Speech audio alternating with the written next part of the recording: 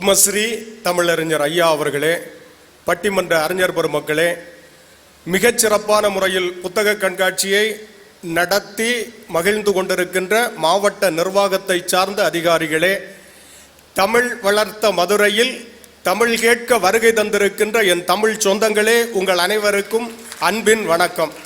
இன்னும் கொஞ்சம் நல்லாவே கைதட்டலாம். நடுவர் அவர்களே, ஒரு சாமர்த்தியம், இது ஒரு சாமர்த்தியம். எனக்கு வழக்கறிஞர் ஜான்சி மேடம் வந்தாங்க. அவங்க தன்னைத்தானே சத்தியவதின்னு சொல்றாங்க. இந்த சத்தியம், உண்மை, நேர்மைன்னு பேசிக்கிட்டு இருக்கவங்க எல்லாமே நான் தான் நல்லவன், நான் தான் நல்லவன், நான் தான் நல்லவன், மற்றவங்க எல்லாம் கெட்டவங்கன்னு சொல்லிக்கிட்டே இருப்பாங்க. ஆனா நாங்க உண்மையை பேசிக்கிட்டு இருக்கோம், அவ்வளவுதான் விஷயம். தன்னை பற்றி பெருமையா பீத்திக்கிறதுங்கிறது தான் இவங்களோட வேலை. எனக்கு என்ன ஒரு கேள்வி, இவங்க வழக்கறிஞராக இருக்காங்க, கோர்ட்டுக்கு போறாங்களா? அவங்க வேற சத்தியவதி, கோர்ட்ல போய் வாதாடுறாங்களா? உண்மைதான் பேசுறீங்களாமா? உங்ககிட்ட சிக்கன அந்த கிளைண்ட் என்ன பாடுபடுவான்னு தெரியல. ஆனா இவங்க அரசு வழக்கறிஞர், ரொம்ப சிக்கலா தான் இருக்கு. நடுவர் அவர்களே, இன்னொரு எங்க ஐயா ஒன்று சொன்னாங்க, சரிம்மா சாரிம்மான்னு மனைவி கிட்ட சொன்னா நல்லதுன்னு உண்மையே பேசுனாங்க. அவங்க கேட்குறாங்க, எத்தனை நாளைக்கு சொல்லுவீங்க? நான் இப்ப சொல்றேன், 20 வருஷமா நான் சொல்லிக்கிட்டு இருக்கேன், நான் நல்லா இருக்கேன். கை தட்டினவங்க எல்லாம் அதே மாதிரி தான் இருப்பாங்கன்னு நினைக்கிறேன். உங்களை பார்க்கும் போதே தெரியும். எங்க யதார்த்தமான வாழ்க்கையை பேசணும். அவங்க சில தத்துவங்கள் எல்லாம் பேசுனாங்க. அதுல ஒரு விஷயம் சொன்னாங்க பாருங்க, சத்திய வழி மலர்பாதை அல்ல, புட்கள் இருக்கும். அதைத்தான் நாங்களும் சொல்றோம். சத்திய வழியில நீங்க போகும்போது உங்க பாதையில நிறைய முள்ளு போட்டிருப்பாங்க. எவனாவது உங்களுக்கு வேண்டாதவன், உங்களுக்கு எதிர்கட்சியில இருக்கிறவங்க கூட இருக்கலாம், உங்க சொந்தக்காரங்களா இருந்தாலும் இருக்கலாம், நீங்க இருக்கிற இடத்துல ஏதாவது ஒரு முட்களை போடுவாங்க. எங்க முள் இருக்கு, எங்க கல் இருக்குங்கிறத கண்டுபிடிக்கிறதுக்கு சாமர்த்தியம் தேவைங்கிறத நாங்க சொல்றோம். அதுதான் புத்திசாலித்தனம். நீங்க என்ன ஒண்ணு சொன்னாங்க, அந்த வயநாடு நிலைச்சரிவுல சபீனாங்கிற ஒரு நர்ஸ் போனாங்க, வைத்தியம் பார்த்தாங்க. அது அவங்க சத்தியவதி. ஏன் நீங்க போகல? நீங்க சத்தியவதி தானே, நீங்க ஏன் போகல? எத்தனை பேர் இருக்காங்க? இல்ல உங்க அணியில என்ன 2 பேர் இருக்காங்க. வீட்டுக்காரர் வேணான்ட்டாரா? அப்ப பாருங்க, அவங்க சத்தியவதின்னு சொல்லுவாங்களா, வீட்டுக்குள்ளே இருப்பாங்களா? அப்ப என்ன, அந்த நர்ஸ் சபீனாவுக்கு அந்த கயர் இருக்குல்ல, கம்பியில கயர் கட்டி இருக்காங்க, அதுல போய் அந்த வைத்தியம் பார்க்கக்கூடிய அளவிற்கு சாமர்த்தியமும் தைரியமும் இருந்தது. அதனால போனாங்க, அந்த இடத்துக்கு போனாங்கிற அந்த உணர்வு இருந்தது. நீங்க சத்தியம் நல்லவன், நாங்க எல்லாம் உலகத்திலேயே உத்தமே, அதுதான் யதார்த்தத்தை பேசுங்க.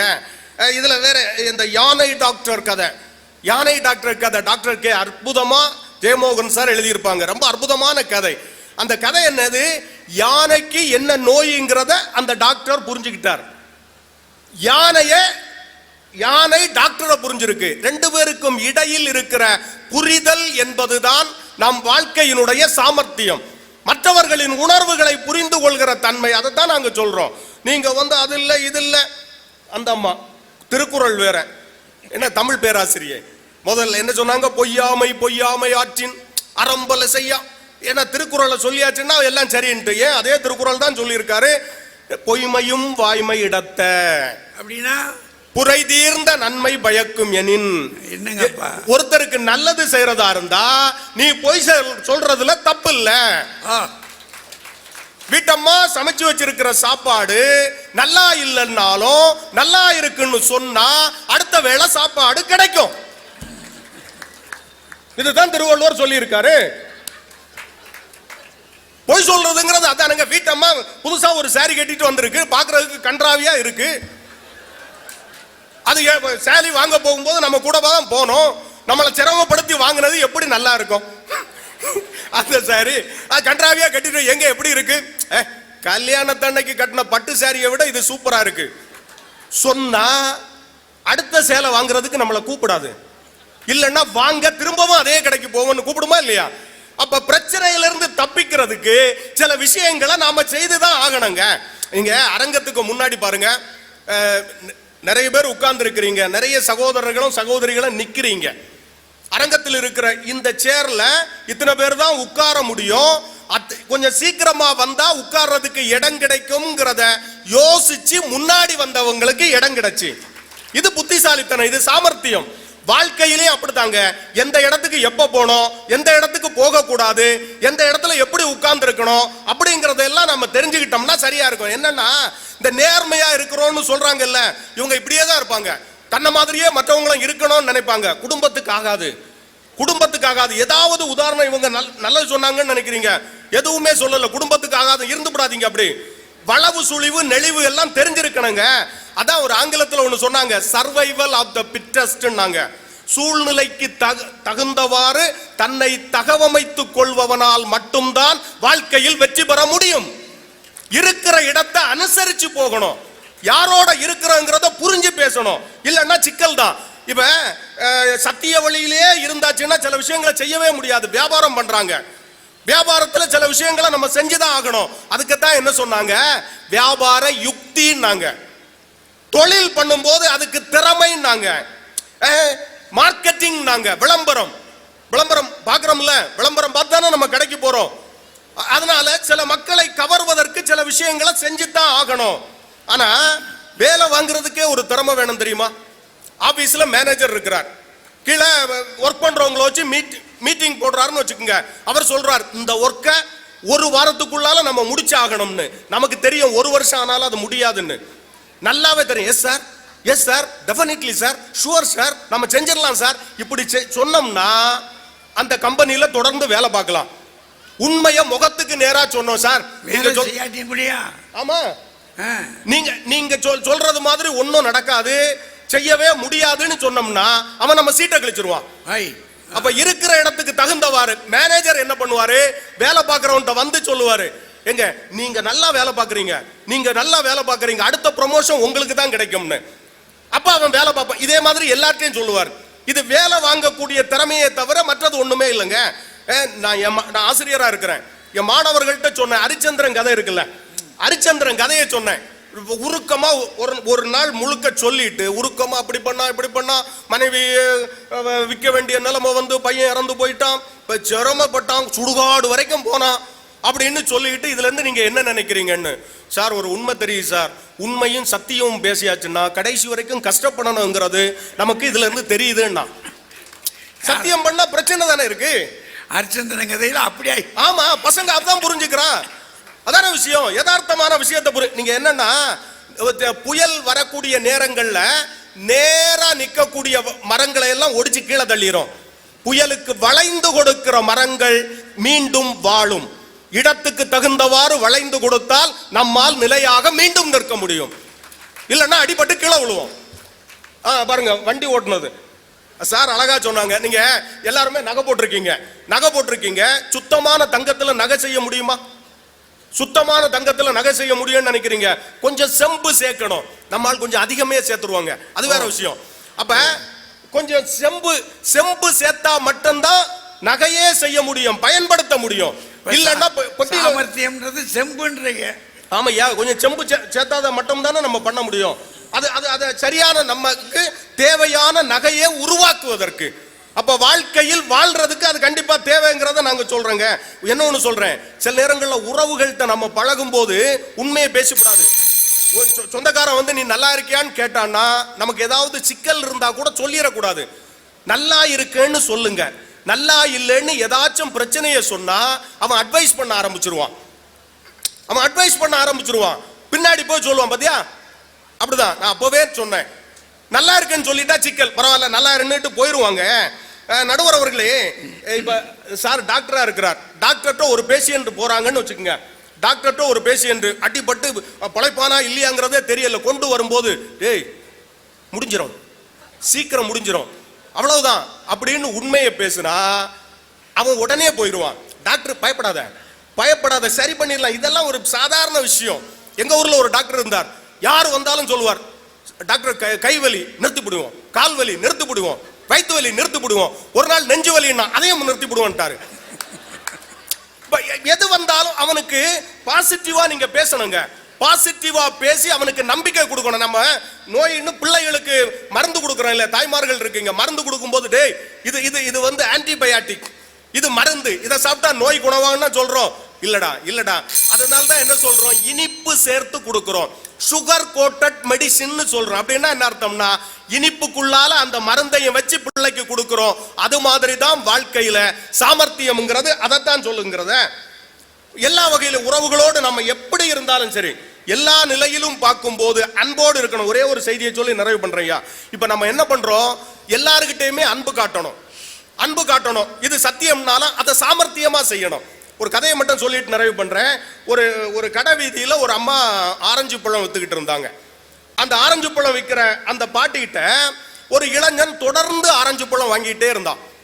வாங்கும் போதெல்லாம் அவன் என்ன பண்ணுவான் தெரியுமா, ஏமா இந்த ஆரஞ்சு பழம், நீ நேற்றைக்கு தந்த ஆரஞ்சு பழம் பயங்கர புளிப்பா இருந்தது, இதுவும் அது மாதிரி தான் இருக்குது. இல்லப்பா நல்லது தானே உனக்கு தர்றேன். இல்லப்பா நல்ல ரொம்ப புளிப்பு சரியில்லை. இல்லப்பா நல்லது, இந்த பாரு ஒரு ஆரஞ்சு பழத்தை உடைச்சு நீ சாப்பிட்டு பாரு, சாப்பிட்டுக்கிட்டு சொல்ல அந்த அம்மா, இது நல்ல தித்திப்பா தான் இருக்கு. அப்படியா, சரி அப்படின்னு கிளம்பி வருவான். இப்படி தினமும் போயிட்டே இருந்தான். கூடவே அவன் ஒய்ஃபு கேட்குது, ஏமா நமக்கு நல்ல பழத்தை தான் அந்த அம்மா தருது, ஆனாலும் நீங்க திரும்ப அவன் சரியில்லைன்னு சொல்றீங்க, ஒரு பழத்தை உடைச்சு கொடுக்குறீங்க, அந்த அம்மா சாப்பிடுது, என்ன நடக்குது எனக்கு ஒண்ணுமே புரியலையே அப்படின்னு சொல்லும் போது அவன் சொன்னான், இந்த அம்மா காலையில இருந்து சாயந்தரம் வரைக்கும் தெருவில் உட்கார்ந்து ஆரஞ்சு பழம் சாப்பிடு விற்குது, ஆனா ஒத்த பழம் கூட அது சாப்பிட்டது இல்லை. ஒத்த பழம் கூட என்ன வட்டிக்கு காசு வாங்கி அது வாங்குது, சாயந்தரம் அந்த வட்டி காசை கொடுத்துக்கிட்டு திரும்ப போகும்போது அதுக்கு வயத்துல ஒரு பழம் கூட தங்க மாட்டேங்குது. நான் இதை சொல்றதுனால ஒரு பழமாவது சாப்பிடட்டும்னு பொய் சொல்லி அதை கொடுக்குறேன் அப்படின்னு. இனி நேரம் அந்த மார்க்கெட்ல போங்க, பக்கத்துல காய்கறி விற்கிறவன் இருக்கான், அவன் இதை பார்த்துக்கிட்டே இருக்கிறான். ஏமா தினமும் அவன் பழத்தை குறை சொல்றான், இருந்தாலும் நீ சிரிச்சுக்கிட்டே அவனுக்கு பழம் கொடுக்குறான். நான் பார்க்கிறேன், மற்றவங்களுக்கு நெருக்கிறத விட அவனுக்கு நெருக்கும் போது தராசு தட்டு கொஞ்சம் கீழே இறங்குறத நான் பார்க்கிறேன், அதிகமா நிறுத்து கொடுக்குறேன் அப்படின்னோன்னு அந்த அம்மா யார் பத்த பிள்ளைன்னு தெரியாது, நான் வேகாத வெயில உட்கார்ந்து வித்துக்கிட்டு இருக்கேன், ஒரு பழமாவது சாப்பிடட்டும்ங்கிறதுக்காக என் மேல உள்ள பிரியத்தினால அந்த பிள்ளை பொய் சொல்லி என்னை ஏமாத்துறதா நடிக்கிறான். யாரு பத்த புள்ளையோ என்கிட்ட அம்புட்டு பிரியமா இருக்குது, அந்த புள்ள பிரியம் காட்டுறது எனக்கு தெரியாதுன்னு நினைச்சுக்கிட்டு இருக்கான், நானும் தெரியாதது மாதிரி நடிக்கிறேன். அந்த பாசத்தை நினைக்கும் போதெல்லாம் ஆரஞ்சு பழத்தை எடுத்து தட்டுல வைக்கும் போது என்ன அறியாமலேயே ஒரு பழம் கூட வைக்கிறேன், அந்த தட்டு கீழே தாங்குது, இது பாரத்தால் கீழே இறங்குறது இல்ல, அவன் மேல் நான் வைத்திருக்கிற பாசத்தால் அந்த தட்டு கீழே இறங்குகிறது. என்னன்னா, சில அன்பை புகட்டுகிற போது சில வார்த்தைகள் சொல்லுவது தப்பில்லை, அதுதான் நம்முடைய உறவுகளை நீடிக்க செய்யக்கூடிய மருந்து. வாழ்க்கைக்கும் இது பயன்படும். வாய்ப்புக்கு நன்றி, வணக்கம். அவன் ஒரு சாமர்த்தியம், வாங்க வந்தவனும் சாமர்த்தியம், இதுவும் சாமர்த்தியம். நல்ல கதையை நல்ல தெளிவாக சொல்லிவிட்டார். நீ இதுக்கு மேல என்னத்தை சொல்றது, கஷ்டம்தான். அதனால் கடைசியாக ஒரு ஆளை பேச வைக்கணும் சத்திய வழியில். ஏன்னா நமக்கு வெற்றி பெற வேண்டியது சத்தியம்.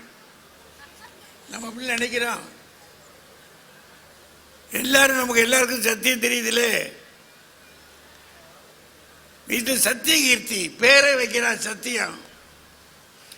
அந்த காலத்தில் சத்தியவதின்னு பேர் வைப்பாங்க, இப்போ அப்படி வைக்கல, சத்திய கீர்த்தி. அப்படின்னா நமக்கு சத்தியம் ஜெயிக்கணும்னு நினைக்கிறோம்.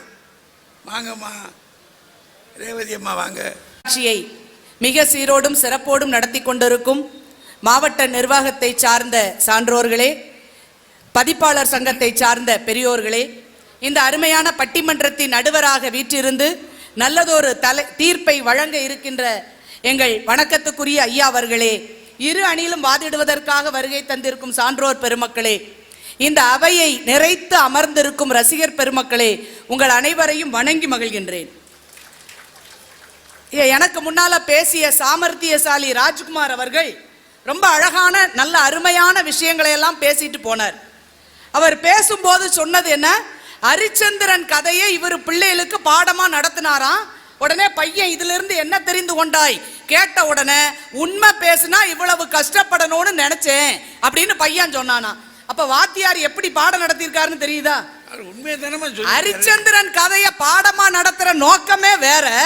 ஒரு சாதாரண மகன் மகானாக உயர்ந்தது ஹரிச்சந்திரன் கதையை கேட்டு என்று அழுத்தம் திருத்தமா சொல்லி கொடுக்காம ஏனோ தானோன்னு சொல்லி கொடுத்திருக்காரு. பையன் கேட்டான், உண்மையா பேசுனா வாழ்க்கையில கஷ்டப்படணும்னா. நடுவர் அவர்களே, ஹரிச்சந்திரன் கதை எந்த காலத்திலயும் நடந்திருக்கலாம், இல்ல அது கதையாகவே இருக்கட்டுமே. அது நடந்து எத்தனையோ ஆயிரம் ஆண்டுகளுக்கு பிறகு கரெக்டா நான் பேசல டீ வருது பாத்தீங்களா, இதான் சத்திய சோதனைங்கிறது. இல்ல உங்களுக்கு இருக்கு, கவலைப்படாதீங்க. குறுக்க வந்துருச்சு இல்ல சத்தியத்துக்கு குறுக்க. ஐயா, ஹரிச்சந்திரன் கதை எத்தனையோ ஆயிரம் ஆண்டுகளுக்கு முன்னால நடந்திருக்கலாம். ஆனா இப்ப வரைக்கும் மதுரையை சுற்றி இருக்கின்ற, ஏன் எல்லா ஊர்களுக்கும் சுத்தி இருக்கிற கிராமங்களில் ஹரிச்சந்திரன் கதை கேட்கப்பட்டும் பாடப்பட்டும் நடிக்கப்பட்டும் வருகிறது என்றால் தமிழ் மரபு என்பது சத்தியத்தை காப்பாற்றுகின்ற மரபு என்பதற்கு எடுத்துக்காட்டு தான் சத்திய ஹரிச்சந்திர நாடகம். என்னமோ வந்து ரெண்டு பேரும் மாத்தி மாத்தி யானையை கட்டி யானையை அவுத்து யானை கதையெல்லாம் சொல்லிட்டு போனாரு. ஆனா நடுவர் அவர்களே, எவ்வளவு பெரிய பிரம்மாண்டமான அந்த விலங்கு, அது ஒரு சின்ன சங்கிலிக்கு கட்டுப்பட்டு கிடக்கும் தெரியுமா? அது நினைச்சா அத்துட்டு வெளியே வர முடியும். ஆனால் அந்த சங்கிலியை சத்திய சங்கிலியாக மதித்து அந்த யானை கட்டுப்பட்டு இருப்பதால் தான் நாம மாபெரும் திருவிழாக்களில் ஊர்வலம் நடத்தி கொண்டிருக்கிறோம். அது அவ்வளவு பெரிய மிருகத்துக்கு தெரியுது, இந்த மிருகங்களுக்கு ரெண்டு பேருக்கும் தெரியலையேன்னு வருத்தப்பட்டேன். அதுல அதுக்கு முதல்ல பேசின மருத்துவர் அன்புநாதன் ஐயா வந்து ஒரு விஷயம் பேசினார். அவர் நிறைய இலக்கியங்கள் எல்லாம் பேசினார். அவர் பேசும்போது என்ன சொன்னாரு? விநாயகர் ஞானப்பழம் வாங்குவதற்கு சாமர்த்திய வழியில போனாராம். அம்மா அப்பாவை சுத்தி வந்தாரு, பழம் கிடைத்தது. அது சாமர்த்திய வழியா? நான் இங்க இருக்கிற சபையை பார்த்தே கேட்கிறேன், நம்ம அம்மா அப்பா நமக்கு உலகம், யாராவது இல்லைன்னு சொல்லுவோமா? அதாங்க சத்தியம். அந்த சத்தியத்தை செய்தார், அதனால் அவருக்கு ஞானப்பழம் கிடைத்தது. அதை சொல்லி கொடுத்திருந்தா செஞ்சிருப்பாருலம்மா, முருகனே செஞ்சிருப்பாரம்மா. ஆமா, வியாபாரம் வணிகம் இதுல எல்லாம் செய்யப்படுகின்ற விளம்பரங்கள் சாமர்த்திய வழியினார். அது இருக்கலாம். இந்த பாத்தீங்களா நம்ம சுத்தி எத்தனை கடை இருக்குன்னு, அதுல அந்த மதுரைக்காரங்களுக்குன்னு ஒரு ஸ்டைல் உண்டு பாருங்களேன். இந்த பக்கத்துல உள்ள கடையில எழுதி போட்டிருக்கு பாருங்க, வா பங்கு பருகலாம் நொங்கு, என்ன அழகா எழுதி போட்டிருக்காங்க பாருங்க. அது கூட அது அழகா சொல்ல தெரியுதுல்ல. இது வந்து அந்த பாசத்தின் அடிப்படையில் வரக்கூடியது. நடுவர் அவர்களே, சாமர்த்தியமாக செயல்படுபவர்கள் ஜெயிச்சதா நினைக்கலாம், ஆனா அது நடக்காது. கடைசியில சத்தியம் வந்து நிக்கும். ஏன் தெரியுமா? நான் போன தீபாவளிக்கு புடவை எடுக்க போனையா, போய் எடுத்துட்டு எனக்கு ஒரு 5000 ரூபாய், 5000 தான், வெறும் 5000 ரூபாய்க்கு ஒரு சாரி எடுத்தேன். கடைக்காரன் வந்துருப்பாரு, வாங்கிட்டேன். எங்க மாமியாருக்கு 1000 ரூபாய் ஒரு சாரி எடுத்தேன். 1000 ரூபாய் எடுத்தேன். வாங்கிட்டு என்ன செஞ்சேன், இது அப்படியே கொண்டு போனா அந்த அம்மா ஏதாவது நம்மளை தப்பா நினைக்கும்னு சாமர்த்தியமா, அந்த ராஜ்குமார் எல்லாம் பேசுறாரு, சாமர்த்தியமா வாழ்ந்தா ஜெயிச்சிடலாமேன்னு கார்ல ஏறிட்டு அந்த பில்ல கிழிச்சு, அந்த 5000 ரூபாய் கிழிச்சு 1000 ரூபாயில ஒட்டி, 1000 ரூபாய் கிழிச்சு 5000த்துல ஒட்டி கொண்டு போய் எங்க மாமியார் கையில கொடுத்துட்டு காலில் விழுந்துட்டேன். அத்தை, தீபாவளி பரிசு வச்சுக்கோங்க. சாமர்த்தியம். நம்மளை பத்தி எவ்வளவு பெருமையா நினைப்பாங்க. என் மருமக மாதிரி உண்டா, 5000 ரூபாய்க்கு எனக்கு எடுத்திருக்கா சொல்லட்டும்னு விழுந்து எந்திரிச்சு. அந்த அம்மா மாராசியா இருன்னு சொல்லிட்டு அடுத்த நிமிஷம் சொல்லுச்சு, எனக்கு எதுக்குமா 5000 ரூபாய் சேலை, நீ தான் நாடு காடுன்னு பட்டிமன்றம் அங்க எங்கன்னு போயிட்டு வர, இந்த 1000 ரூபாய் சேலையை நான் வச்சுக்கிறேன், 5000 ரூபாய் சேலை நீ வச்சுக்கோன்னு கொடுத்துருச்சு. கடைசியில் 1000 ரூபாய் என் கையில வந்துச்சு. ஏமா உங்க மாமியார் எப்படி இருப்பாங்க? ஐயா, சாமர்த்தியமா ஜெயிக்கலாம்னு நினைச்சேன், ஆனா சத்தியம் வந்து நின்றுச்சு. இவரு பெருசா பேசுறாரு, பொய் சொன்னா ஜெயிச்சிடலாமா? யாரு? ராஜ்குமார் அருமையா சொன்னார். மனைவி ஏதாவது ஒரு புடவை கட்டிட்டு வந்தா நல்லா இருக்கு, கன்றாவியா இருக்குமா, அவர் சொன்னது பாத்தீங்களா, கன்றாவியா இருக்குமா, ஆனா நல்லா இருக்குன்னு பொய் சொல்லுவாராம். அது கன்றாவியா தான் இருக்கும், ஏன்னா அவ அக்கா வாங்கி கொடுத்த சேலை அவளை மாதிரி தானே இருக்கும், அவ வாங்கி கொடுத்தது, அது அப்படித்தான் இருக்கும். ஆனா சமையல் சாப்பிட்டுட்டு நல்லா இருக்குன்னு சொன்னா வீட்டுல சாப்பாடு கிடைக்கும்னு சொன்னார் பாத்தீங்களா, அது வீட்டுல நடக்கும். வீட்டுல, எங்க வீட்டுல நான் வெங்காய சாம்பார் வச்ச முத நாள் எங்க வீட்டுல சாப்பிட்டுட்டு ரொம்ப நல்லா இருக்கேன்னாரு. மறுநாள் கொஞ்சம் வேலை இருந்தது, சமைக்க முடியல, நேத்தே நல்லா இருக்குன்னு சொன்னார்ல, அதே வெங்காய சாம்பாரை கொண்டு வந்து வச்சுட்டேன்.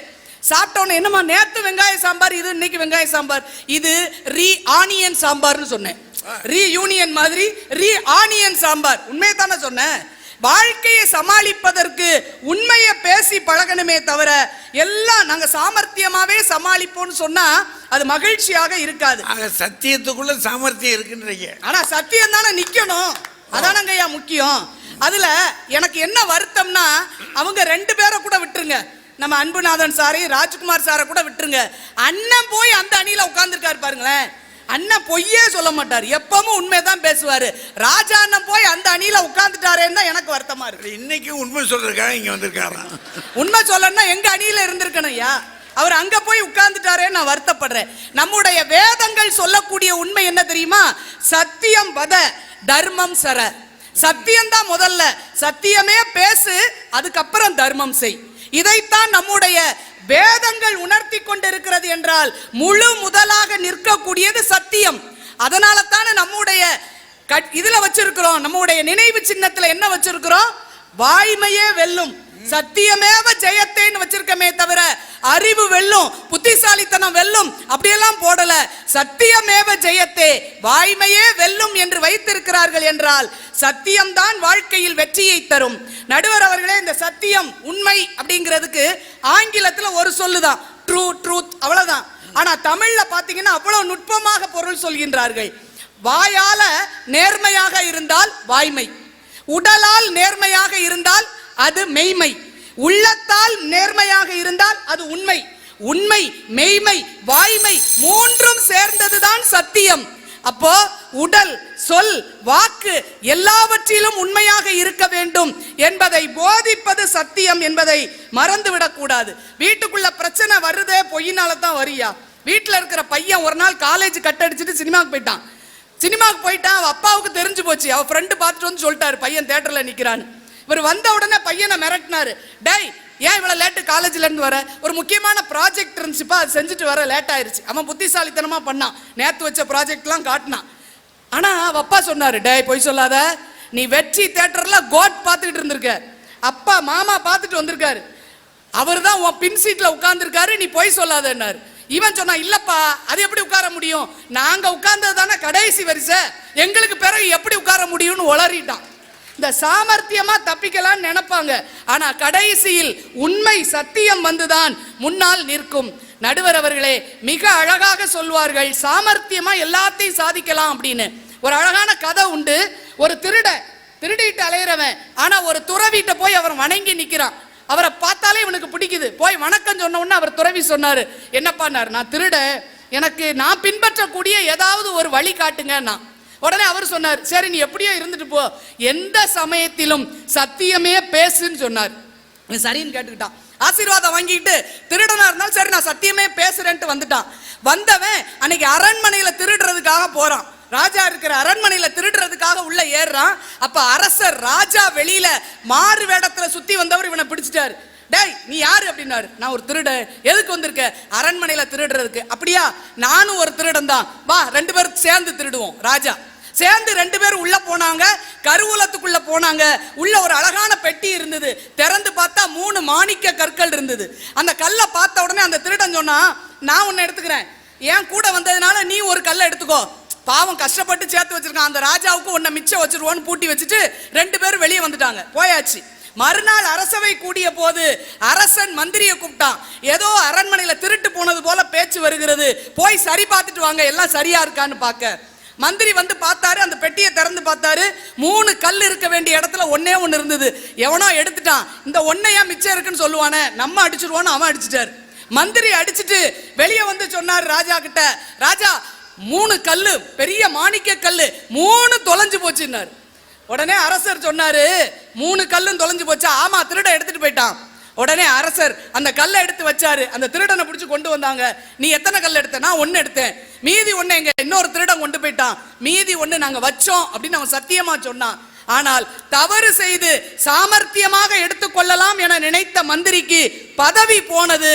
ஆனா திருட்டுல கூட நேர்மையா இருந்தான் பாருங்க, அந்த திருடனுக்கு ஒரு பதவி கொடுத்து ராஜா உயர்த்தினார் என்றால் சத்தியம் எப்போதும் நமக்கு உயர்வை தரும். நடுவர் அவர்களே, ஒரே செய்தியை சொல்லி முடிச்சிடுறேன். காந்தி மகான் அவரு பாபு ராஜேந்திர பாலாஜி அவர்கள், ராஜேந்திர பிரசாத் அவர்கள் சொல்றார், பாபு ராஜேந்திர பிரசாத் சொல்றாரு, காந்தியடிகள் சத்தியத்தை வாழ்நாளில் போதித்தவர். அவர் சொன்னாரு, ஆங்கில அதிகாரிகள் ரகசியமாக யாருக்கும் தெரியாம சில கோப்புகளை நம்முடைய போராட்டத்துக்காக தருகிறார்கள் என்று சொன்னபோது காந்தி அதை பெற்றுக்கொள்ள கூடாது, தவறான வழியில் வருகின்ற எந்த கோப்புகளையும் நீங்கள் பெற்றுக்கொள்ள கூடாது என்று சொல்லி தன் வாழ்நாள் மூலமாக நம்முடைய வாழ்க்கையில் சத்தியத்தை போதித்தவர் மகாத்மா காந்தி என்று பாபு ராஜேந்திர பிரசாத் சொல்கின்றார் என்றால், நடுவர் அவர்களே, ஹரிச்சந்திர புராணம் எழுதிய வீர கவிராயர் அழகா சொன்னாரு, உண்மை பேசினா என்ன கிடைக்கும்? சோதனை தான் வரும்னு எல்லாரும் சொல்லியாச்சு. ஒரே விஷயம், உண்மை பேசினால் என்ன கிடைக்கும்? சொர்க்கம் கிடைக்கும். மொத்தத்துல சொல்லி முடிச்சிருவாங்க. உண்மை பேசினால் சொர்க்கம் கிடைக்கும். ஆனா ஒருத்தன் சொன்னா சொர்க்கம் இல்ல, நரகத்துக்கு தான் போவேன், நீ உண்மை பேசினால் நரகத்துக்கு தான் போவேன்னு சொன்னா கூட நான் உண்மையைத்தான் பேசுவேன் என்று சொன்னான் ஹரிச்சந்திரன். பதி இழந்தனம், பாலனை இழந்தனம், பெற்ற நிதி இழந்தனம், இனி எமக்குல என்று நினைக்கும் கதி இழக்கினும் கட்டுரை இழக்கினேன் என்றான்.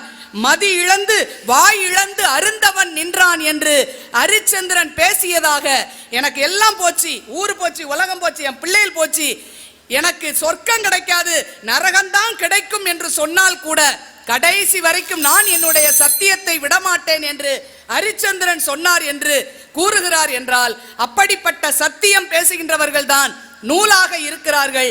அந்த சத்தியம்தான் நம் வாழ்க்கையை நடத்தி கொண்டிருக்கிறது, வெற்றியை தேடி தருகிறது.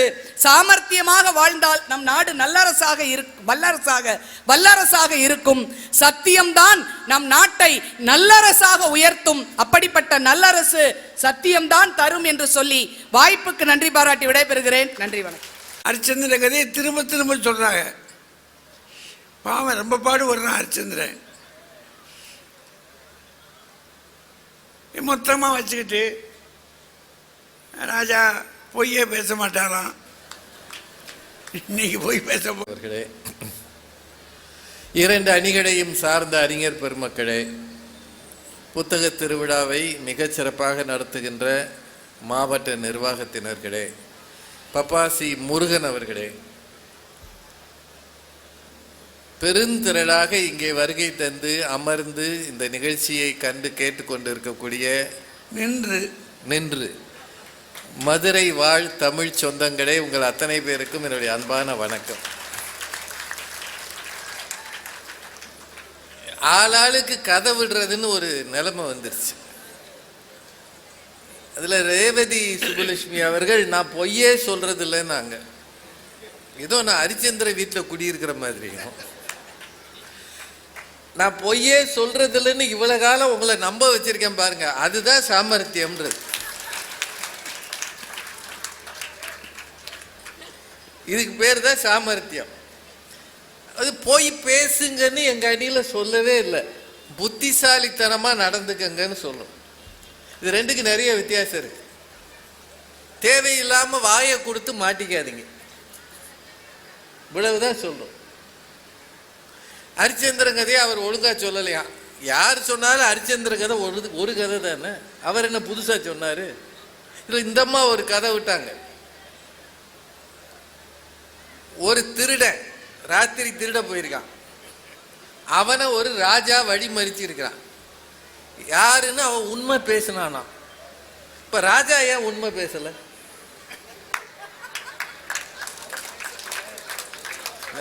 நியாயமா இல்லையா? அவன் வா சேர்ந்து திருடுவோம்னா, இவெல்லாம் ராஜாவா இருந்தா நாடு விளக்குமா? இவன் உண்மை பேசுறான்னா அவனும் உண்மை பேசியிருக்கணும்ல. அதுல கொடுமை என்னன்னா, இவனே அந்த பொக்கிஷ அறைய போய் திறந்து ஆளுக்கு ஒரு மாணிக்கமா எடுத்துக்கிட்டாங்களாம். இதெல்லாம் ஒரு நாடாயாது. கதையாவது ஒழுங்கா, இவங்களுக்கு ஹரிச்சந்திரன் கதையை அவர் ஒழுங்கா சொல்லலன்னு கம்ப்ளைண்ட். உங்க கதையில 1000 ஓட்டம் இருக்கு. இதுக்கப்புறம் இந்த மந்திரி வேற போய் திருடி இருக்கான். 3வது திருட்டு. ஒரு சத்திய வழிக்கு திருடாத கதை எதுவுமே இல்லையாமா? கேட்கறதுக்கு பதில் சொல்லுங்க. சத்தியம் பேச வந்திருக்கீங்க, திருட்டு பொய் இல்லாத ஒரு கதை கூட கிடையாதா? மகாத்மா காந்தி கதையை சொல்லியிருக்கலாம்லம்மா. நீங்க எல்லாம் வந்து இந்த கட்சிக்கு 3 பேர் சேர்ந்து இதுல கோட்டு படத்துக்கு போனானா லாஸ்ட் ரோல தானே உட்காந்த, எனக்கு யாரும் பின்னாடி இல்லைன்னு அவன் சொன்னானா, மாட்டிக்கிட்டானா. பாருங்க சவுண்ட் வருது.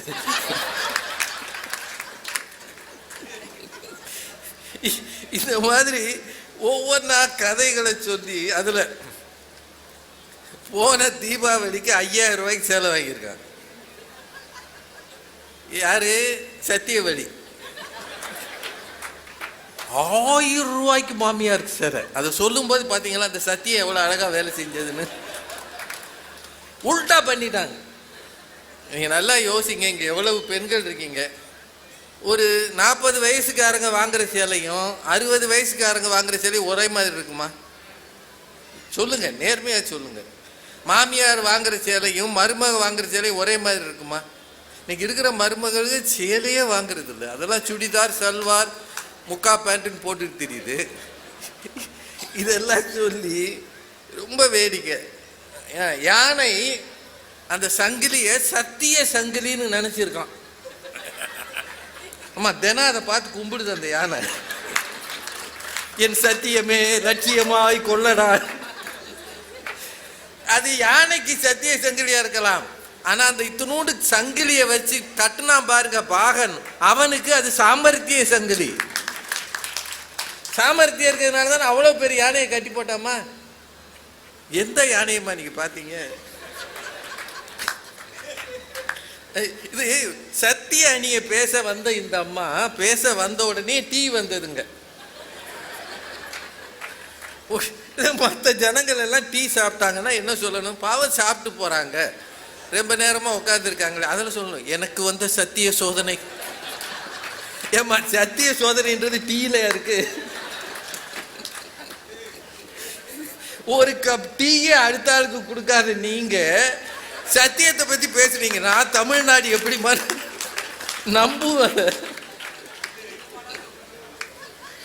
என்னென்னவோ சொல்லியிருக்கிறாங்க.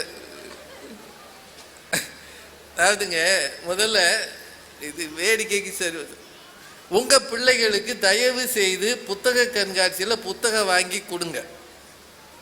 மாய இருட்டை அகற்றுகிற மகா தீப்பந்தம் புத்தகம் அப்படின்னு ஒரு அறிஞர் சொன்னான். ஒரு தீப்பந்தம் மாதிரி இருட்டை அகற்றும். வரும்போது புத்தகங்கள் வாங்கி கொடுங்க. சத்தியம் எது, சாமர்த்தியம் எதுன்னு புத்தகங்கள் அவனுக்கு சொல்லித்தரும். நாங்க பேசுறதை விட அது இன்னும் அதிகமாக சொல்லித்தரும். இந்த வழக்குரைஞர் சூரல் மலையிலே ஜிப்லைன் மூலம் போனார்களே, அதுதான் சத்திய வழி. அவங்க அந்த அம்மா பேர் என்ன, சபீனா. உண்மையிலே சொல்றேன், அதுக்கு பேர் சத்திய வழி அல்ல, தைரிய வழி. அதுதான் தைரியம். அது தைரியமா அந்த அம்மா ஆண்கள் போக பயப்பட்ட இடத்த போனாங்க. ஆனா போனாங்க, அது ஒரு நர்ஸா இருந்து அவங்க கடமை. எது சாமர்த்தியம் தெரியுமா? இருந்த பாலம் அடித்து கொண்டு போனது. ராணுவம் ஒரு 48 மணி நேரத்துல பாலம் கட்டினா பாருங்க, அதுதான் சாமர்த்தியம். ஒரு பெரிய பாலம் அடிச்சுட்டு போயிடுச்சு. அவங்க என்ன சொல்லியிருக்கணும்? இதெல்லாம் பெரிய காங்கிரீட் போட்டு தாங்க கட்ட முடியும், எங்களால் முடியாதுன்னு சொல்லலை. இராணுவம் போர்க்காலத்தில் எதை செய்கிறார்களோ அதை கொண்டு வந்து பாடுபட்ட, அதுக்கு தலைமையாக இருந்தது ஒரு பெண் தான். இது எதையுமே தெரியாம இந்த அணியே குழம்பி போயிருக்கு. ரொம்ப பரிதாபம். எனக்கு அதுல ரொம்ப வேடிக்கை என்னன்னா, சத்திய வழிக்கு ஒரு வழக்கறிஞர் பேச வந்தது தான். இப்ப எதுக்காக கைதட்டினீங்க? நான் ஒன்றும் சொல்லலையா, நான் எதுவுமே சொல்லலை. ஏன்னா கோர்ட்டுக்கு நீங்க போனோடனே ஒரு பைபிளோ குரானோ கீதையோ கொடுத்து என்னம்மா கொடுப்பீங்க? இப்போ கொடுக்கறதே இல்லையா? அதெல்லாம் அந்த அவ்வளவு பெரிய நல்ல புனிதமான நூல்கள், அதுக்கு ஒரு மரியாதை கொடுக்கணும்னு இப்போ எதுவுமே கொடுக்கறது இல்லையா? ஏன்னா அந்த புனித நூல்கள் எல்லாம் கொண்டு வச்சு அதுக்கப்புறம் பொய் சொல்லக்கூடாதுன்றதுக்காக நிறைய கேள்வி. நீங்க கோர்ட்டை தினம் பார்க்குறவங்க சத்திய வழின்னு பேசுனீங்கன்னா ஒரு கேஸ் கூட நிற்காதுமா. உங்களுக்கே தெரியுமில்லம்மா, கீழ் கோர்ட்டு தண்டிச்சா மேல் கோர்ட்டு விடுதலை செய்யுது. இப்போ கீழ் கோர்ட்டு சத்தியமா மேல் கோர்ட்டு சத்தியமா? இந்த கேள்வி நீ பாமரன் கேட்பானா இல்லையா? பேசுறாங்க. அந்தம்மா கோயம்புத்தூர்லேருந்து வந்திருக்காங்க. சாமர்த்தியத்துக்கு நிரந்தரத்தன்மை உண்டா? எதுக்கு தான் நிரந்தரத்தன்மை இருக்கு? உலகத்தில் எதுக்காவது நிரந்தரம் இருக்கா? உண்மைங்க, எதுக்கு நிரந்தரம் கிடையாது. அன்பேவான்னு ஒரு சினிமா வந்தது அந்த காலத்தில். எம்ஜிஆர் ஒரு இடத்துல இருந்து ஃபோன் பண்ணுவார், நாகேஷ் ஃபோன் எடுப்பார். நீ தான் அந்த டெலிஃபோன் கிராக்கியா அப்படின்வாரு. நான் யார் தெரியுமா பேசுறதுன்னு எம்ஜிஆர் கேட்பாரு. உடனே நாகேஷ் சொல்லுவார், டெலிஃபோனில் என்ன சினிமா படமாக காட்டுறான், யாருன்னு தெரிஞ்சுக்கிறதுக்கு. இது 1965 சத்தியம். ஏன்னா அன்னைக்கு டெலிஃபோனில் சினிமா படம் காட்டலை. நாங்கெல்லாம் கைதட்டி சிரிச்சோம், ஆகா எப்படி நாகேஷ் ஜோக் அடிக்கிறாருன்னு. அந்த ஜோக்கை இன்னைக்கு வச்சாங்கன்னு வைங்க கோட் படத்துல, அப்பா நான் ஏன்னா டெலிபோன்ல சினிமா படம் தான் காட்டிக்கிட்டு இருக்கான். உண்மைதானம்மா? ஒரு காலத்தில் உண்மையாக இருந்தது இன்னொரு காலத்தில் உண்மை அல்லாமல் போகிறது என்றால் உலகத்தில் எதுவுமே நிரந்தரம் இல்லை. இதில் சத்தியம் என்ன, சத்தியம் இல்லாதது என்ன? பேசுறதுக்கு ஒரு அணி சார். 1-2 செய்திகள்.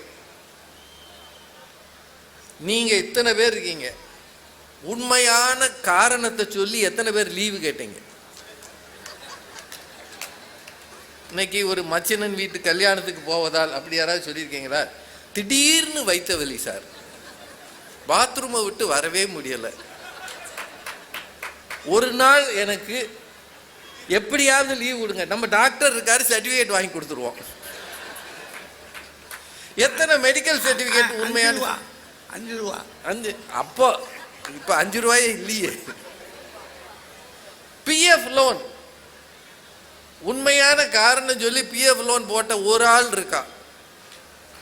ரிட்டையர்மெண்ட்டுக்கு மாதம் போடுவாருங்க, 1 வருஷம் முன்னாடி போடுவார். என் தங்கைக்கு திருமணம் நடக்க இருப்பதால் நீ தான் ரிட்டையர் ஆக போறீங்க, 1 வருஷம் முன்னாடி கூட லோன் போடுற ஆள்லாம் இருக்கு. சாமர்த்தியம் இருந்தால் தப்பிக்கலாங்க. சத்தியம் பேசினா எல்லா இடத்துலையும் இடைஞ்சல். ஏன் சொல்றேன்னா சத்தியம் பேசக்கூடாதுன்றது இல்லை. நீங்க சத்தியம் பேசினா மற்றவனும் சத்தியம் பேசுறவனா இருந்தால் உங்கள் சத்தியம் ஜெயிக்கும். உங்களை சுற்றி பொய்யும் புரட்டும் பொறாமையும் வஞ்சகமும் சுற்றி வரும்போது நீ ஒருத்த மட்டும் சத்தியமான இருந்தேன்னா கண்டுபிடிச்சிடுவான்ல. இருக்க பாரு, கிட்ட போயிடாது. எங்க அரியனை ரொம்ப நல்லா பேசினாரு டாக்டர் அன்புநாதன் அவர்கள். வாலி கதையை சொன்னார். அசோகவனத்திலேயே இப்படி ஒரு காட்சி இருந்தது.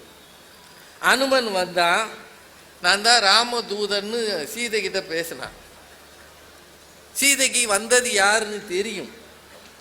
ஆனால் அதுக்கு பிறகு அரக்கியர்கள் சீதைகிட்ட கேட்பாங்க, திடீர்னு ஒருத்த வந்து இலங்கையவே எரிச்சிட்டானே உனக்கு தெரியுமான்னு. இப்போ சீதை என்ன சொல்லணும்? தெரியும், என் வீட்டுக்காரர் தான் அனுப்பி வச்சாரு, இன்னும் கொஞ்ச நாள் அவரும் வருவார் சொன்னாளா? ஒரே வரி. இந்த மாதிரி மாய வேலைகள் செய்வது அரக்கரின் வேலை தானே தவிர எனக்கு என்ன தெரியும்னா சொன்னாளா இல்லையா? அப்படின்னா இதுதான் சாமர்த்தியம். ஆமான்னு சொல்லலை, இல்லைன்னு சொல்லலை, இதெல்லாம் உங்க வேலை, எனக்கு தெரியாதுன்னு சொன்னான். இப்படி தப்பிப்பதுக்கு பேர் தான் சாமர்த்தியம். இப்போ பெண்கள் நிறைய இந்த அம்மாவே வச்சுக்கோங்களேன், ரொம்ப பிரபலமான பேச்சாளர். ஒரு ஆகாத ஊர்ல இருந்து தேதி கேட்குறாங்கன்னு வைங்க.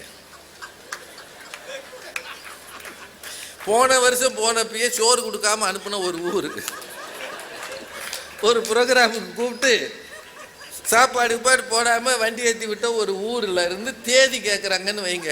இப்போ நம்ம சத்திய வழி என்ன சொல்லணும்? போன வருஷம் சோறு போட்டீங்களா ஐயா, திரும்ப என்னை பேச கூப்பிட்றீங்க, அப்படித்தானே சொல்லணும். 1 மாதத்துக்கு தேதியே இல்லைண்ணா, இல்லைங்கண்ணா, 1 மாதத்துக்கு தேதி இல்லைங்கண்ணா, அப்படித்தானே சொல்லுவோம். சார், உறவுகளுக்குள்ள கொஞ்சமாவது நாம் ஒரு பிடிமானத்தோடு இருக்கணும்னா சத்தியம் பேசுறீங்கன்னா இருக்காது. நான் உங்கள் எல்லார்ட்டையும் கேட்குறேன், உங்கள் சொந்தக்காரங்க கிட்ட எப்போவாவது உண்மை பேசியிருக்கீங்களா? அவனை பற்றின உண்மையான அபிப்பிராயத்தை சொன்னீங்கன்னா ஒரு போய் சொந்தக்காரனாக இருக்க மாட்டான். உங்கள் வீட்டுக்கு யாராவது சொந்தக்காரங்க வர்றாங்கன்னு வைங்க, உங்கள் பயலுக ரூமுக்குள்ளே இருந்துட்டு வரமாட்டாங்க. டேய் மாமா வந்திருக்கார் போ சொல்ல வர. மத்தியான நேரம் அந்தாலேயே அங்கே வந்தான், டே என்னடா இப்படி பேசுகிற? அப்படித்தான் பேசுவேன், போயிரு. அப்படி தானே இன்னைக்கு பிள்ளைங்க பேசுது. உடனே வெளியில் வந்து நம்ம என்ன சொல்லுவோம்? உன்னை போச்சோன்னா என் மகன், அதற்கு சத்தியம். நம்ம உடனே என்ன சொல்லுவோம்? பரீட்சைக்கு தீவிரமாக படிச்சுக்கிட்டு இருக்கான். அவனே உன் மேலே அவனுக்கு உசுருனே, அவன் இப்போ தான் இருந்தாலும் போக சொல்லுச்சா, உன் மேலே அவனுக்கு உசுருனே. நமக்கு உடனே ஒரு போய் அங்கே வந்து நிற்குதா இல்லையாம்மா? அவருக்கு தெரியும் இவன் ஏன் வரமாட்டான்னு. இல்லை பார்க்குற இடம்லாம் ஏதாவது கண்டிப்பாரு இவனுக்கு பிடிக்காதுன்னு தெரியும். இதுதான் உண்மையே தவிர, நான் ரொம்ப நாளைக்கு முன்னாடி பிஆர்சின்னு இந்த போக்குவரத்து கழகத்தில் வேலை பார்த்தேன் விருதுநகரில். ஒரு பெரிய ஓப்பன் வண்டியெல்லாம் நிற்கிற இடம், 2 பேர் திடீர்னு அடிச்சுக்கிட்டாங்க. அப்போ அழகர் சாமி நைனான்னு ஒருத்தர் இருந்தார், நல்ல நாமம் போட்டிருப்பாரு. அழகர் சாமி ரொம்ப ஜாலியான மனுஷன். அவர் தான் நடுவில் நின்றுருக்கார். இவங்களை விலக்கி விட்டுருக்கிறாரு. விலக்கி விட்டதுக்கு பிறகு என்கொயரி வந்துருச்சு. மதுரையிலிருந்து பெரிய அதிகாரிகள்லாம் வந்து என்கொயரி வச்சு அவரை கூப்பிட்டாங்க. வார்மியா, யார் யார் அடித்தது? இவர் இப்போ பதில் சொல்லணும். இவனை சொன்னாலும் கஷ்டம், அவனை சொன்னாலும் கஷ்டம். அவர் சொன்னார், ஐயா டம் டும்னு அடி விழுந்ததுங்கய்யா, வேகமாக ஓடியாந்தங்கய்யா, பாழா போன காற்று அந்நேரம் அடித்து கண்ணில் தூசி விழுந்துருச்சுங்கய்யா, கசக்கிட்டு பார்த்தங்கய்யா, சண்டை முடிஞ்சிருச்சியான்றார்.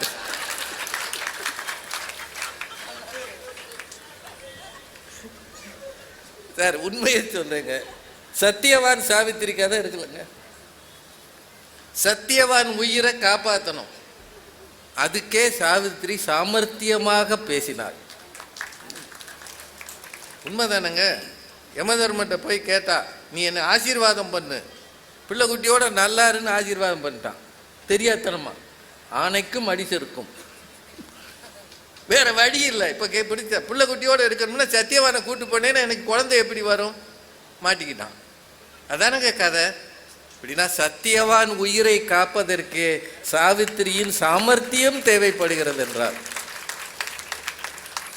நீங்க யாரை பார்த்தாலும் நினைச்சதெல்லாம் பேசிடுவீங்களாக்கும். காலையில பேசினா சாயந்தரம் போய் மன்னிப்பு கேட்கணும்.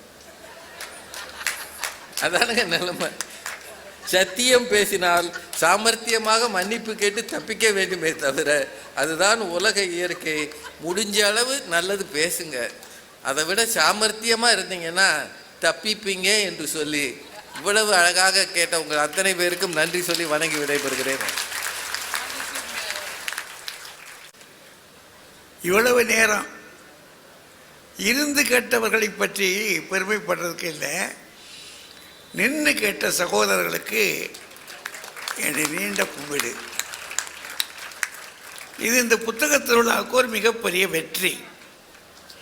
அதனால் அவங்க எத்தனை பேரையும் பாராட்டுறேன். பேசிய 6 பேருமே கொஞ்ச நேரம் நம்மளை சிந்திக்க வச்சுருக்காங்க, சில செய்திகள் சொல்லியிருக்காங்க. சத்தியம் இன்னைக்கு ரொம்ப பாடுபட்டிருக்கு, அது படக்கூடாது இல்லைங்களா? சத்தியம் நேர்மையானது. கிறிஸ்தவ புஸ்தகத்தை எடுத்தோம்னா சத்திய வர்த்தனம்ன்றாங்க. இந்த சமயத்தில் எங்க சத்தியம் இல்லை, சமய வழி. அது சத்திய வழி என்பது சமய வழி.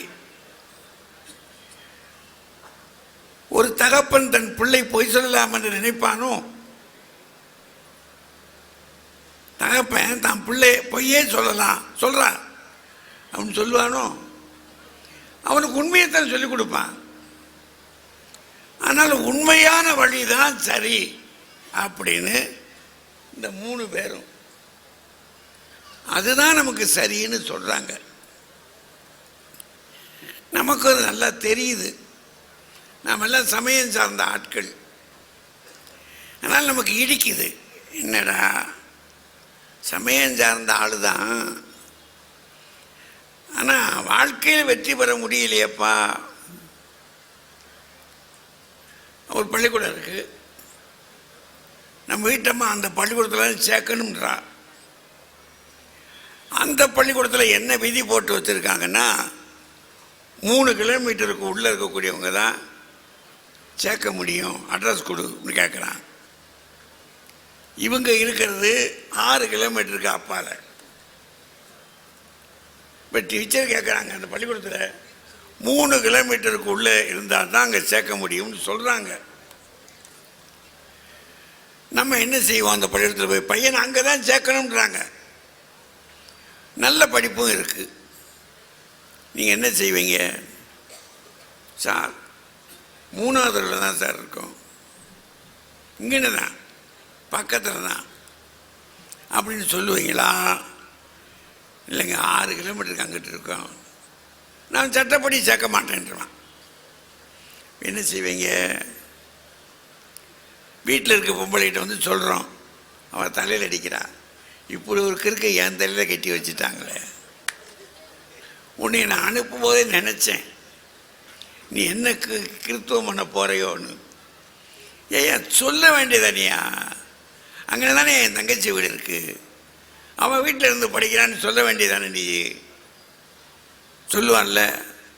அப்போ என்ன செய்யணும்? அந்த அட்ரஸை கொடுக்கணும். ஒரு பொய்யை சொல்லணும். இவர் சொல்கிறாரு, போன வாரம் தாண்டி கோயிலில் சொல்லிட்டு வந்தேன், அவர் சொன்னார் பொய்யே பேசாதேன்னாரு. இந்த வாரம் நான் எப்படி போய் சொல்கிறது? அதுதான் மன்னிப்பு இருக்குல்லையா நம்ம கோயிலில். செய்யத்தக்க வேலை செய்யாமல் செய்யத்தகாதவைகளை செய்து விட்டோம், எங்களை மன்னிச்சிடும் ஆண்டவரே சொல்கிறோம்ல. மன்னிப்பு கேட்டுக்கிட வேண்டியதானே. அந்த அம்மா அவன் சாமர்த்தியமாக பேசுகிறான், நம்ம சத்தியமாக பேசுகிறோம். எது சரி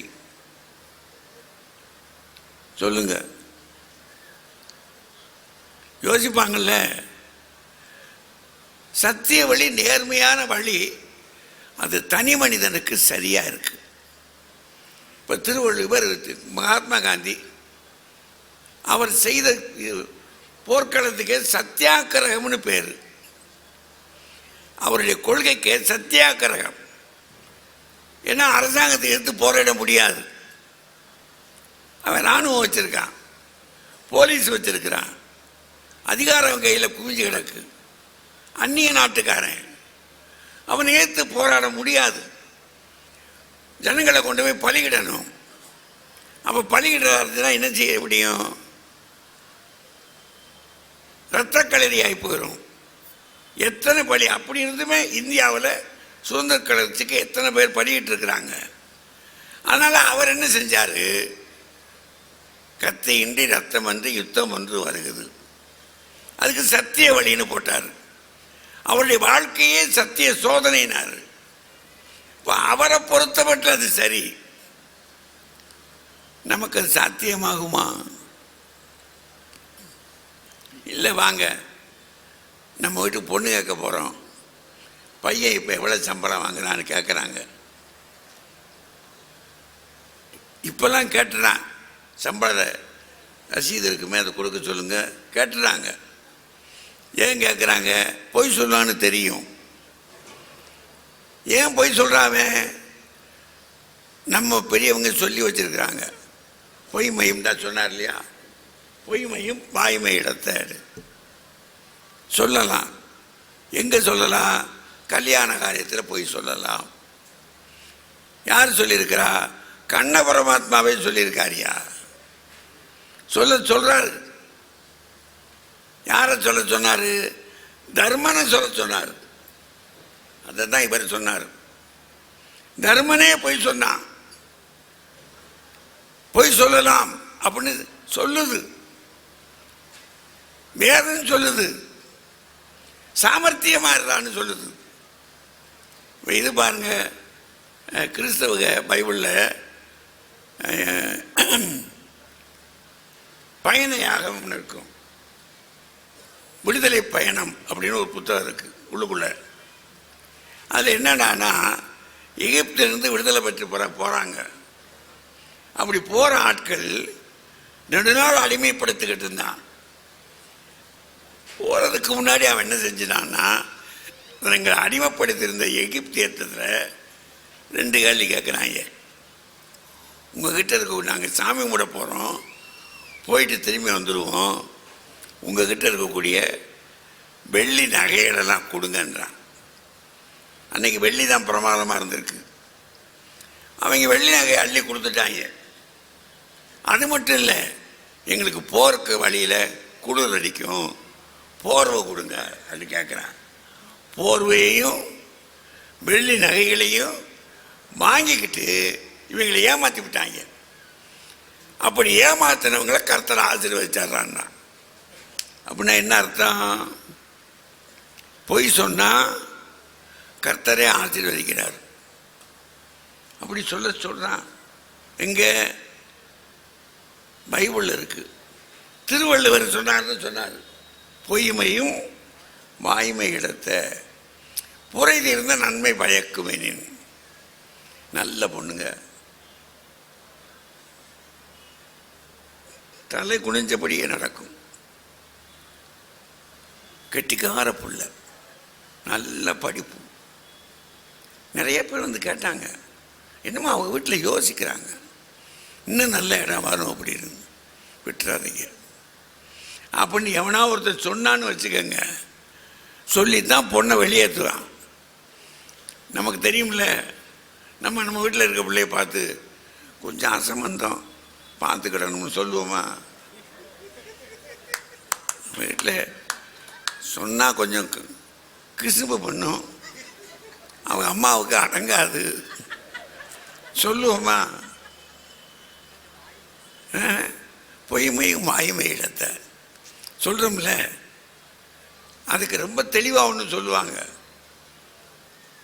இது கிரேக்க இலக்கியத்தில் ஒருத்தன் நல்லா குடிச்சு விட்டான், பயங்கரமாக குடிச்சிருக்கான். குடித்தது மட்டும் இல்லை, மகன்கிட்ட வந்து இன்னும் கொஞ்சம் போய் கல் வாங்கிட்டு வரான்றான்.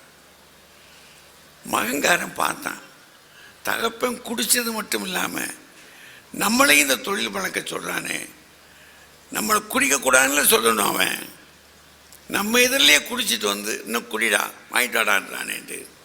இவன் பார்த்தான், கல் வாங்க போகிறேன்ட்டு போய் வீட்டில் இருந்த கழனி பானையில் இருந்த தண்ணியை ஊற்றி கொண்டு வந்து கொடுத்துட்டான்.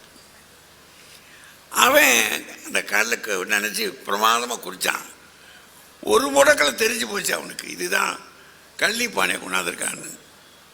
இப்படின்னு திரும்பினான், பக்கத்தில் அருவாள் கிடந்துச்சு. மகனை வெட்டுறதுக்கு போகிறான்.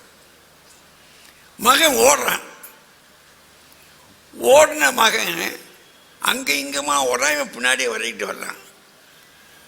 இந்த பையன் நான் நிற்கிறத பார்த்த உடனே மாத்தியார் நிற்கிறாரு, காப்பாற்றிடுவாருன்னு என் வீட்டுக்குள்ள நுழைஞ்சிட்டாரு. இப்போ நான் அவனை ஒழிக்கிறதா, வந்திருக்கிறவங்கிட்ட உன் மகன் என்கிட்ட தான்டா இருக்கான் அப்படின்னு சொல்கிறதா? அவன் நேராக வந்தது கேட்குறான் அருவாளை வச்சுக்கிட்டு, ஓ ஆத்தி என் பையன் இங்கே வந்தானா? உன் மகனா? இல்லையா, இங்கிட்டு வந்தேன். என் பையன் இங்கே வந்தேன். இல்லையே, யாரோ ஒரு பையன் ஓடின மாதிரி தெரிஞ்சிச்சு, அந்த பக்கமாக போயிருப்பான்னு நினைக்கிறேன். போ வந்துக்கிட்டு போ அப்படின்னு சொல்லணும். இப்போ நான் சொல்லிட்டேன்னு வச்சுக்கோங்க, உண்மை பேசுகிறேன், சத்திய வழி இங்கே தான் இருக்கான்ப்பா இந்தா அப்படின்னு பிடிச்சி கொடுத்தேன்னு வச்சுக்கோங்க, அவனை வெட்டி விடுவான் மகனை. அடுத்த நாள் அவனை அடக்கம் பண்ணுறதுக்கு முன்னாடி என்னையை வெட்ட வருவான். நாசமாக போகும், நான் ஒரு குடிகாரன்னு தெரிஞ்சிருந்தோம், நீ ஒரு வாத்தியானாடா, நீ மாத்தியானா, உங்ககிட்ட படித்து ஒரு படியானாடா, என் பிள்ளைய கொண்டு விட்டியாடா நீ. அவன் என்ன நினைக்கிறேன், நான் சொன்னதுனால தானே கொண்டா அப்படின்னா என்ன அர்த்தம்? போய் பேசு அப்படின்னு சொல்லலை அப்படின்னு நம்ம நினைக்கிறோமா? இல்லை, முக்கியமான இடத்துல பொய்யையும் பேசலாம், அது சாமர்த்தியம் அப்படின்னு சொல்லுது. நம்ம நிலைமை அப்படி இருக்குது. இப்போதான் நீங்கள் பார்த்தீங்கன்னா கம்ப்யூட்டரில் பொம்பளை பிள்ளைங்க பேசுது. பொம்பளை பிள்ளைங்க கம்ப்யூட்டரில் வேறு வந்து, ஹலோ நல்லா இருக்கீங்களா, இவன் கிறுக்கு பயிலுங்க. ஒரு பொம்பளை பிள்ளை திடீர்னு பேசணுன்னு இந்த குரலை கேட்டுக்கிட்டு இருக்கேன்.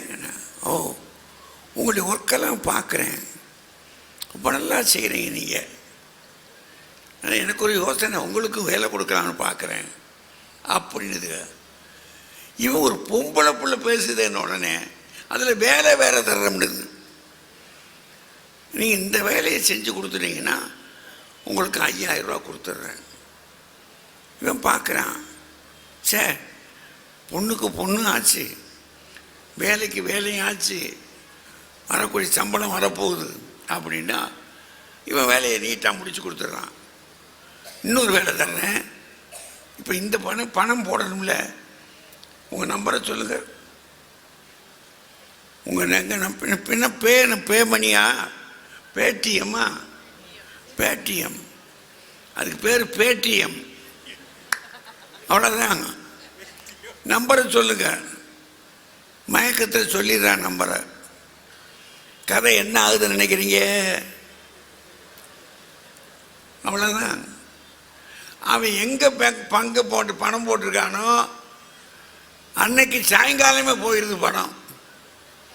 எத்தனை பேர் பணம் போயிருக்குன்றீங்க? இப்போ இந்தியாவில் அதிக கல்வியினால் விளைந்த விலைகளில் இது ஒரு ஆபத்து பயங்கரமாக நடந்துக்கிட்டு இருக்கு. என்கிட்ட எக்கச்சக்கமான ரிப்போர்ட் வருது. எனக்கெல்லாம் ஓயாத ஃபோன் வரும். இப்போ கொஞ்சம் காசு வச்சுருப்பேன் அப்படின்ட்டு. அது நார்த் இந்தியானே போட்டு வருது. வட இந்தியாவிலேருந்து வரக்கூடிய ஃபோன் இருக்கு பாருங்க, எக்கச்சக்கம். தொடுறதில்லை நான். அதை பார்த்ததும் ஒரு கும்பிடு போட்டுட்டு நல்லா இருப்பா அப்படின்னு தொட்டோம்னா போச்சு. நம்ம சொன்னோம், கதை முடிஞ்சிச்சு. அப்படின்னா என்ன அர்த்தம்? பிழைக்கணும் அப்படின்னா கொஞ்சம் வித்தியாசமாக இருக்கணும் அப்படின்னு தோணுதில்லை. அதுதான் இவர் என்ன சொல்கிறாரு, கண்ணன் சொல்லி கொடுத்தான், தர்மன் பேசினான். ஆனால் கதை எப்படி முடியுது தெரியுமா? அதில் அப்படி பேசியதுனால அதுவரை அவனுடைய சக்கரம் தேர் சக்கரம் ஒரு முழம் உயர்ந்து போயிருந்துச்சான். எப்போது அவன் பொய் பேசினானோ அப்போதே இவனுடைய தர்ம சக்கரம் இருக்கு, தேர் சக்கரம் கீழே இறங்கிருச்சு. அப்படின்னா இப்படி வச்சு பார்ப்போம். பொது வாழ்க்கையில் கொஞ்சம் புத்திசாலித்தனமாக தான் நம்ம இருக்கணும், கொஞ்சம் விவேகமாக இருக்கணும். என்ன சொல்கிறார்ல, சரி சாரி. நம்ம குடும்பம் நடத்தும் போது நீங்கள் கவனித்து பாருங்கள், நிச்சயமாக கொஞ்சம் அப்படி அந்த பொண்ணை வர்ணிக்கிறதுல வார்த்தை கொஞ்சம் கூடுதலாக வர்ணிக்கலாம். வர்ணிச்சா கொஞ்சம் சாப்பாடு நல்லா இருக்கும். அது மட்டும் இல்லை, அந்த சாப்பாட்டை சாப்பிடும் போதே, ஏப்பா இது நீ வச்சதானா, ஏய் என்னடா அது நாளுக்கு நாள் சுவை கூடிக்கிட்டே போகுது அப்படின்னா அவள் நினச்சிக்கிடுவா, நல்லது இருக்கேன் அமைச்சிருக்கான் நமக்கு அப்படி நினச்சிக்கிட்டாலும் வீடு சந்தோஷமாக இருக்கும் இல்லைங்களா, வாழ்க்கை சந்தோஷமாக இருக்கும். அப்படின்னா என்ன அர்த்தம்? நல்லா சொன்னார், தங்கத்தை நகை செய்யணும் அப்படின்னா கொஞ்சம் செம்பு கலக்கணும். அது மாதிரி நம்முடைய வாழ்க்கையில் கொஞ்சம் வெற்றி பெறணும் அப்படின்னா, வாழ்க்கையில் வெற்றி பெறணும் அப்படின்னு சொன்னாலே நம்முடைய சமயங்களே இப்படி சொல்லிக் கொடுக்குதே. நீங்கள் சத்தியம்ன்றது சமய வழி, அறவழி.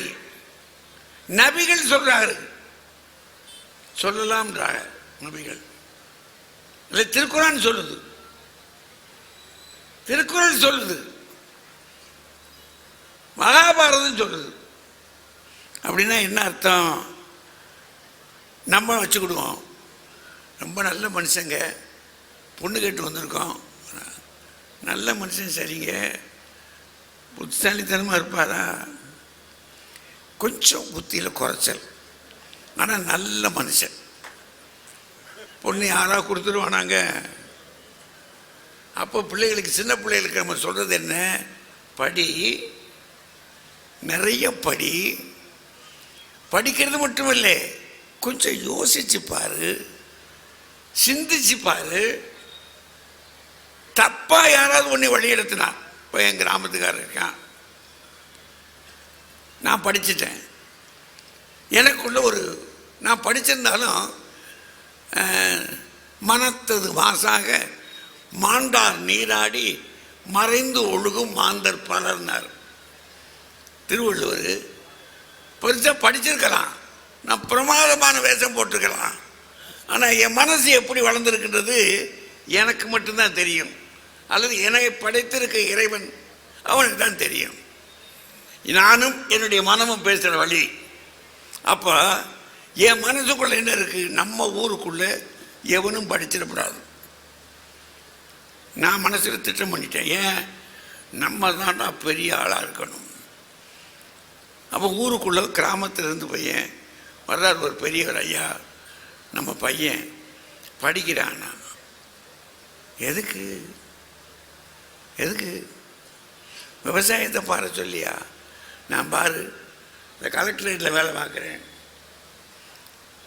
நாயா நிறையா வேலை பார்க்குறேன், 24 மணி நேரம் குளிப்பிடாங்க, ஒரு வேளை நிம்மதி இல்லை, சோறு சாப்பிட்டுக்கிட்டு இருப்பையா, அதிகாரி கூப்பிட்டு விட்டுருவான், இந்த வர்றேன்னு கூட சொல்ல முடியாதுயா. இது என்ன கழுதைக்கு மாதிரி பாரு அப்படின்னு சொல்கிறேன் பாருங்க. அது என் வஞ்சக மனம். அப்போது என்னுடைய தனிச்ச வஞ்சக மனம் இருக்கு பாருங்க, அது சூது நிறைந்ததாக இருக்கு. சூது நிறைந்த மனத்திற்கு பலாபலன் கிடைக்கும்னு சமயம் சொல்லுது. அப்படின்னா நம்ம என்ன செய்ய வேண்டியிருக்கு? பிறருடைய நலத்தின் பொருட்டு நாம பொய் பேசலாம். ஏன் நலத்துக்காக இல்லை, பிறருடைய நலத்துக்காக. பிறர் நலத்துக்காக சத்தியாகிரகம் பண்ணலாம், ஆனால் என் நலத்துக்காக சத்தியமே பேசணும். இப்படி சொல்லி பிடிச்சு பார்க்கலாம்.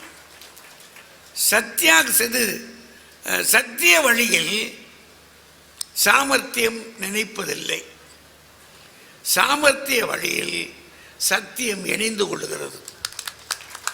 சாமர்த்திய வழி இருக்கு பாருங்க, அதில் சத்தியம் இணைஞ்சுக்கிடுது.